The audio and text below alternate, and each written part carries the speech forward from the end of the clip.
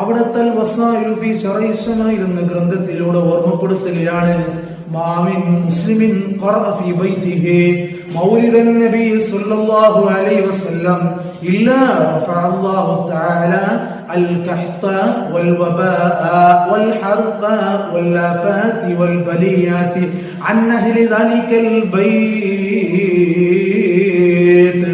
ഏതൊരു മുസ്ലിമായ മനുഷ്യനും അവന്റെ വീട്ടിൽ വെച്ച് ഹബീബായ മുത്തു റസൂൽ സല്ലല്ലാഹു അലൈഹി വസല്ലമ തങ്ങളുടെ മൗലീദ് പാരായണം ചെയ്യുന്നുണ്ടോ, എന്നാൽ അല്ലാഹു തആല ആ വീട്ടിലുള്ള ആളുകളെ തൊട്ട് എല്ലാവിധ വരൾച്ചയും എല്ലാ അപകടങ്ങളും എല്ലാ പ്രശ്നങ്ങളും ബുദ്ധിമുട്ടുകളും അല്ലാഹു തആല നീക്കി കൊടുക്കുന്നതാണ്.